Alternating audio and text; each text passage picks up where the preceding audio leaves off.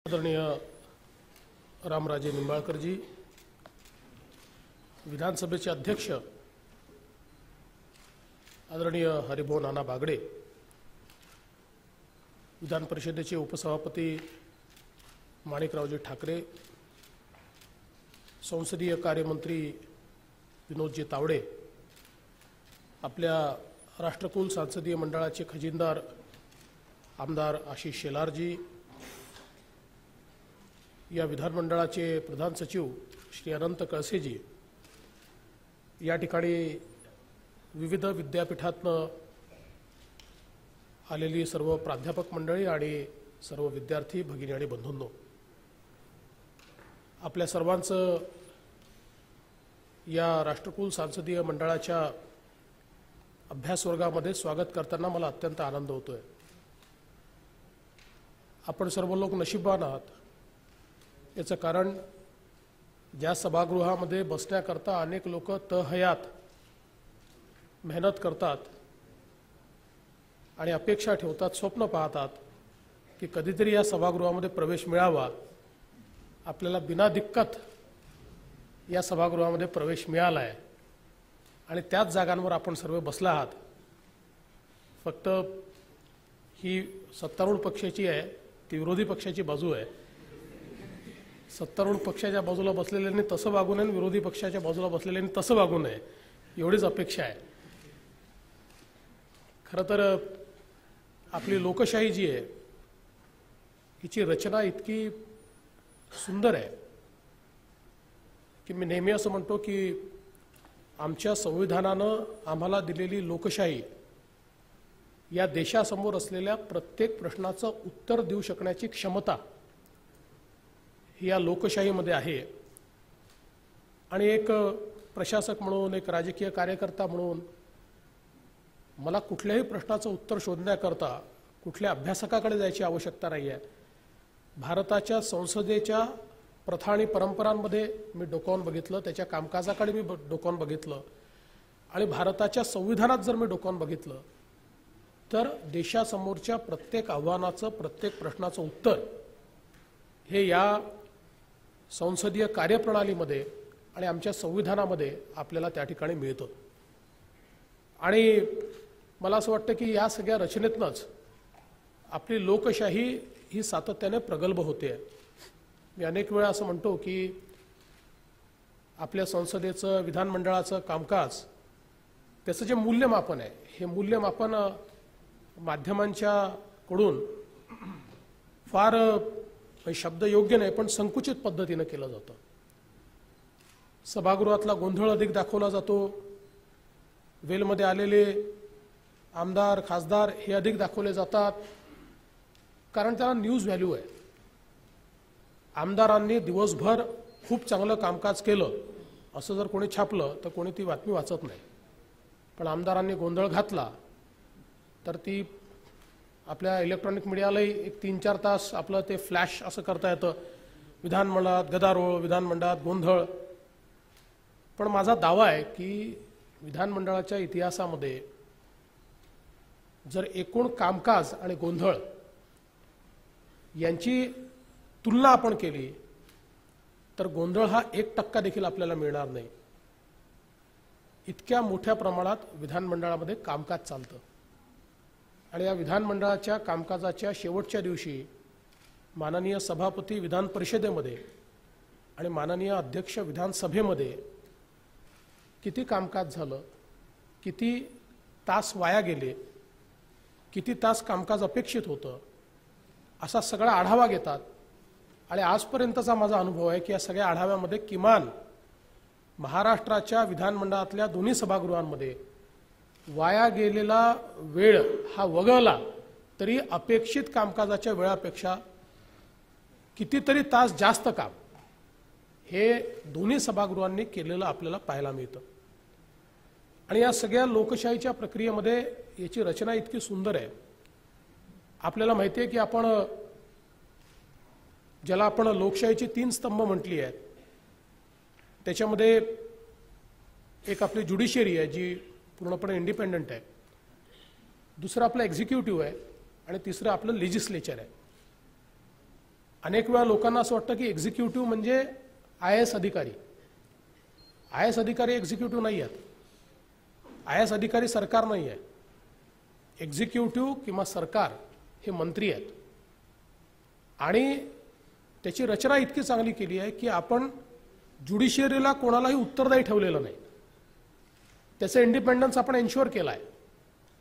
पण त्याच वेळी आमचं जे लेजिस्लेचर आहे आणि आमचा जो एक्झिक्युटिव्ह आहे यांच्यात पारस्परिक संबंध असा केला आहे की दोघांच्याही मर्यादा काय आहेत ते आपण आखून दिल्या असताना एकीकडे गव्हर्नन्स हा सगळा एक्झिक्युटिव्हला आपण दिलाय, सरकारला तो आपण दिलाय, पण त्या सरकारला प्रत्येक गोष्टीकरता संसदेला किंवा विधानमंडळाला उत्तरदायी केलेला आहे. आणि म्हणून या उत्तरदायित्वाच्या भावनेतनं या ठिकाणी जी काही अधिवेशनं होतात त्या अधिवेशनातला सगळा जो काही कामकाज चालतं ते कामकाज म्हणजे एक्झिक्युटिव्हनी किंवा सरकारनं समाजातनं जनतेतनं निवडून आलेल्या संसदेला उत्तरदायी राहून आपल्या कामाचं ऑडिट, आपल्या कामाची अकाउंटेबिलिटी ही सादर करायची. आणि म्हणून आपण बघतो की दोन प्रकारच्या अकाउंटेबिलिटीज आपण त्या ठिकाणी चर्चेला घेतो. या आता आपल्या सगळ्या अभ्यास वर्गामध्ये आपल्याला विविध संसदीय आयुधांच्या संदर्भात कोणीतरी सांगेल, बजेटच्या संदर्भात कोणीतरी सांगेल. पण या दोन प्रकारच्या अकाउंटेबिलिटी काय आहेत? एक प्रशासनिक अकाउंटेबिलिटी आहे की ज्याच्यामध्ये साधारणपणे जी काही संसदीय आयुध आहेत ज्याच्यामध्ये प्रश्न असतील, लक्षवेधी सूचना असतील, अशा वेगवेगळ्या प्रकारच्या अर्धा तासाची चर्चा असेल, अल्पकालीन चर्चा असेल, दीर्घकालीन चर्चा असेल, अशा वेगवेगळ्या चर्चांच्या माध्यमातून प्रशासनिक अकाउंटेबिलिटी ही या ठिकाणी एन्श्युअर केली जाते. आणि याहीमध्ये आपल्या सभागृहाची रचना इतकी चांगली आहे की मुंबईमध्ये सरकार बसलेलं असतं पण गडचिरोलीच्या शेवटच्या टोकाचा जो व्यक्ती आहे, नंदुरबारच्या शेवटच्या टोकाचा जो व्यक्ती आहे त्याच्या जीवनामध्ये काय घडलंय याच्यावर या सभागृहामध्ये चर्चा होते. आणि त्याच्यावर केवळ चर्चाच होत नाही तर त्याच्यावर निर्णय देखील होतात. त्यामुळे प्रत्येक व्यक्तीचा आवाज हा लोकशाहीमध्ये ऐकला गेला पाहिजे असं जे आपण म्हणतो, त्या लोकशाहीमध्ये त्या प्रत्येक व्यक्तीच्या आवाजाचं प्रतिबिंब जर कुठे उमटत असेल तर ते सभागृहामध्ये उमटतं. आणि त्या प्रतिबिंबाच्या माध्यमातून प्रशासनिक दृष्टीनं या सगळ्या विविध आयुधांचा उपयोग करून सर्व पक्षांचे, म्हणजे त्याच्याकरता काही सत्तारूढ पक्ष आणि विरोधी पक्ष असा नसतो, तर त्यावेळी सगळेच लोक त्या आयुधांचा वापर करून प्रशासनाला किंवा एक्झिक्युटिव्हला प्रश्न विचारतात, जाब विचारतात, अकाउंटेबिलिटी विचारतात आणि त्या माध्यमातून लोकशाहीची फळं ही शेवटच्या माणसाकडे पोचली पाहिजेत असा प्रयत्न केला जातो. दुसरा महत्त्वाचा भाग याच्यामध्ये हा राज्य सरकारने खर्च केलेला पैनपै प्रत्येक पैसा हा लेजिस्लेचरच्या मंजुरीशिवाय करता येत नाही.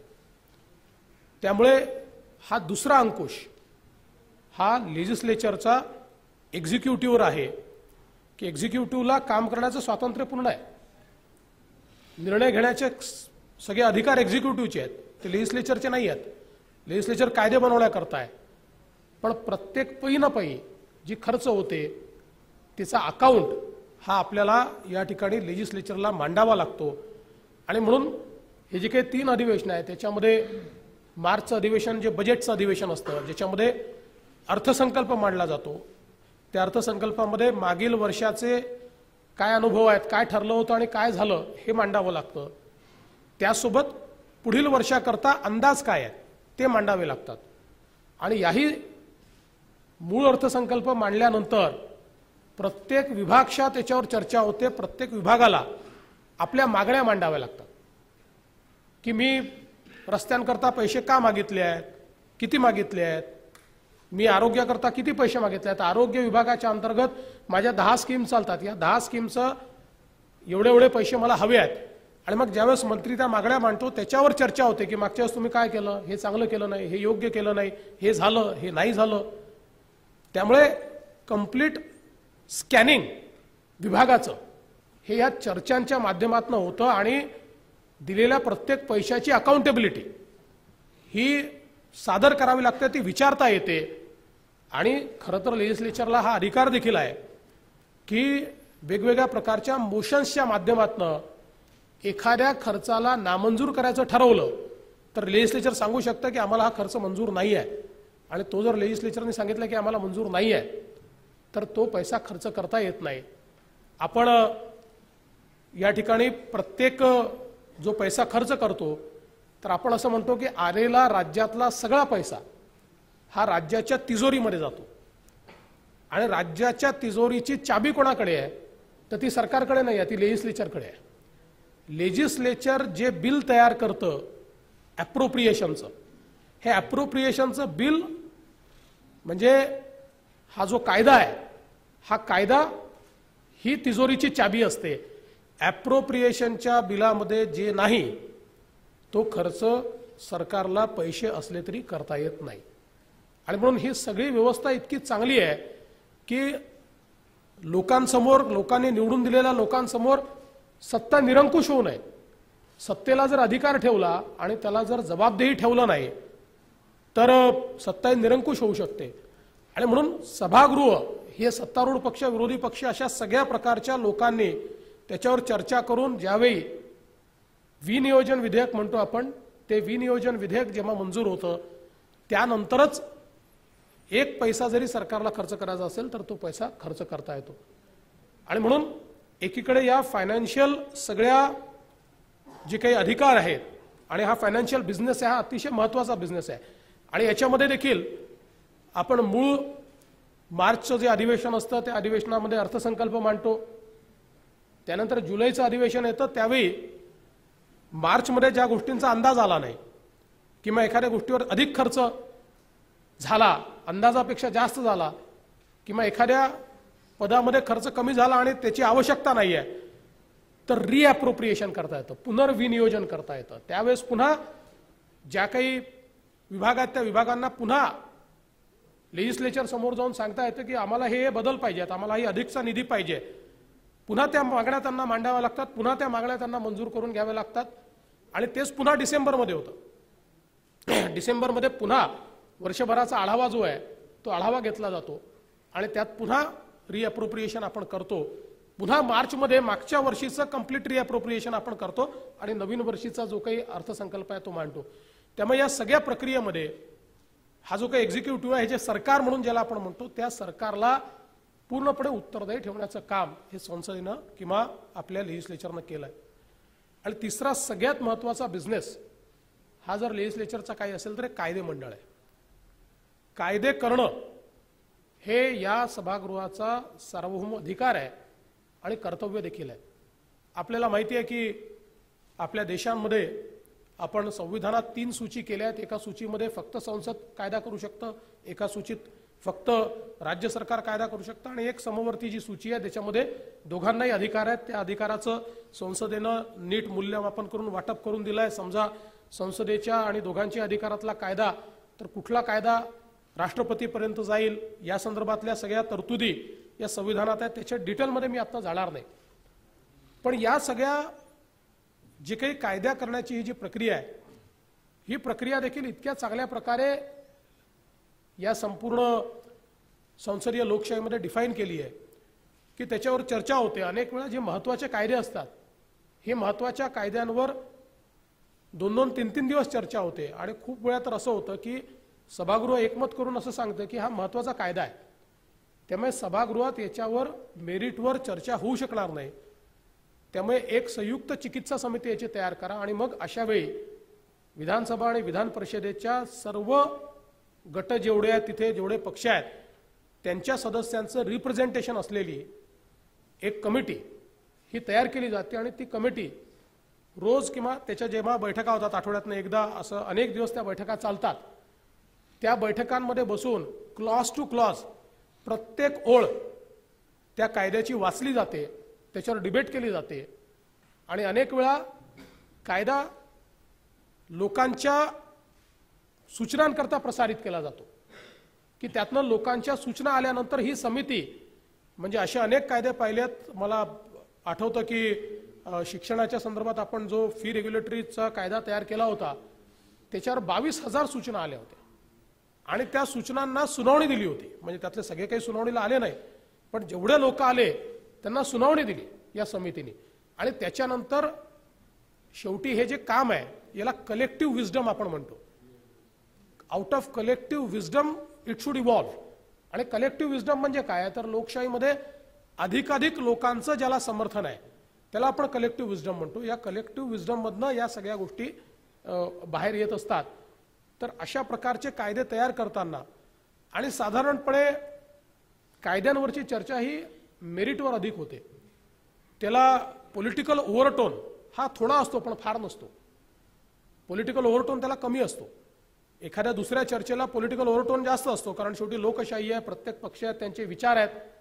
पण कायद्यांवरच्या चर्चेला मात्र पॉलिटिकल ओव्हरटोनच्या ऐवजी मेरिट, संविधानाच्या तरतुदी काय आहेत, इतर कोर्टांचे निर्णय काय आहेत, अशा अनेक मेरिटच्या गोष्टींवर खूप मोठी चर्चा ही या माध्यमातून सभागृहामध्ये होत असते. आणि मला असं वाटतं की एक अत्यंत महत्त्वाचं हे काम या सभागृहांमध्ये होतं. आणि अनेक कायद्यांवर या दोन्ही सभागृहांमध्ये वेगवेगळ्या प्रकारच्या कायद्यांवर अनेक संसदपटूंनी केलेली भाषणं. खरं म्हणजे या सभागृहात येणारे काही सगळे वकील नसतात, कायद्याचं शिक्षण घेतलेले नसतात, अनेक वेळा तर शिकलेलेही नसतात, कमी शिकलेले असतात. पण त्यांचं लौकिक ज्ञान, त्यांचं जमिनीवरचं ज्ञान हे इतकं प्रगल्भ असतं, ते इतकं प्रगाढ असतं, त्यांच्या अनुभवाची शिदोरी इतकी चांगली असते की एखाद्या व्यक्तीने ज्यांनी लॉ केलेलं नाही, एखाद्या वेळेस तो ग्रॅज्युएटही नाही, अशा अनेक सदस्यांचं भाषण त्या ठिकाणी कायद्यावर ऐकल्यानंतर आपल्याला असं वाटतं की सुप्रीम कोर्टातल्या एखाद्या वकिलालाही जे इंटरप्रिटेशन करता येत नाही ते हा सदस्य त्या ठिकाणी करतो. कारण शेवटी कायदे हे करत असताना त्याचं मूळ तत्व काय आहे तर ते केवळ ज्युरिस्ट करता करायचे नाही आहेत, कायदे हे केवळ जजेस करता करायचे नाही आहेत, तर कायदे सामान्य माणसाकरता करायचे आहेत. आणि सामान्य माणसाच्या विचारांचं प्रतिबिंब हे जर कायद्यात उमटलंच नाही, कायद्याची भाषा ठीक आहे ती वापरावीच लागते, पण त्या कायद्याचं जे स्पिरिट आहे हे स्पिरिट जर सामान्यांना समजलंच नाही तर मग तो कायदा कामाचा काय. आणि म्हणून ह्या सामान्यांच्या आशा आकांक्षा अपेक्षांचं प्रतिबिंब हा प्रत्येक व्यक्ती या सभागृहाचा जो सदस्य आहे तो त्या कायद्यांमध्ये उमटवत असतो. आणि त्यातनं अतिशय प्रगल्भ अशा प्रकारचे कायदे हे या ठिकाणी तयार होतात. अनेक वेळा अतिशय महत्त्वाचे प्रश्न सभागृहामध्ये निर्माण होतात आणि विशेषतः कायद्यांवर संवैधानिक आक्षेप घेतले जातात. अशा वेळी सभापती असतील, अध्यक्ष असतील, अनेक वेळा त्या आक्षेपांच्या संदर्भात वेळ मागून घेतात. त्याच्यावर पूर्ण प्रथा काय, परंपरा काय, वेगवेगळ्या वेळी दिलेले निर्णय काय आहेत, हायकोर्टाचे निर्णय काय आहेत, सुप्रीम कोर्टाचे निर्णय काय आहेत, या सगळ्या गोष्टीचं आकलन करतात. आणि त्यानंतर विधानमंडळाचं सचिवालय आणि सभापती त्याच्यावरचा आपला निर्णय तयार करून सभापती आणि अध्यक्ष तो निर्णय वाचून दाखवतात. त्यामुळे ही सगळी सिस्टीम जी आहे ही ॲडहॉक नाही आहे, ही स्ट्रक्चर्ड सिस्टीम आहे. यातल्या प्रत्येक गोष्टीची प्रथा परंपरा ही ठरलेली आहे आणि त्या स्ट्रक्चरमधनंच या ठिकाणी या लोकशाहीमध्ये काम चालतं. आणि म्हणून त्याच्यामध्ये इतकी प्रगल्भता आपल्याला पाहायला मिळते. अगदी एखाद्या प्रश्नावर खूपच कायदेशीर अशा प्रकारची परिस्थिती तयार झाली तर त्या परिस्थितीमध्ये अशीही अनेकदा मागणी होते की राज्याच्या महाधिवक्त्यांना बोलवा आणि महाधिवक्त्यांना पाचारण करण्याचे अधिकार सभापतींना किंवा अध्यक्षांना असतात. अशा परिस्थितीमध्ये महाधिवक्ते इथे येऊन सभागृहामध्ये आपलं अभिमत व्यक्त करतात आणि त्यांचं अभिमत अर्थात सभागृहाने मानायचं की नाही मानायचं सभागृहावर असतं, पण त्या अभिमताच्या आधारावर देखील सभागृहाला आपलं कामकाज करता येतं. आणि म्हणून मला असं वाटतं की ही सगळी जी रचना आहे ही रचना आता येत्या या 7-8 दिवसाच्या कालावधीमध्ये आपण समजून घ्याल.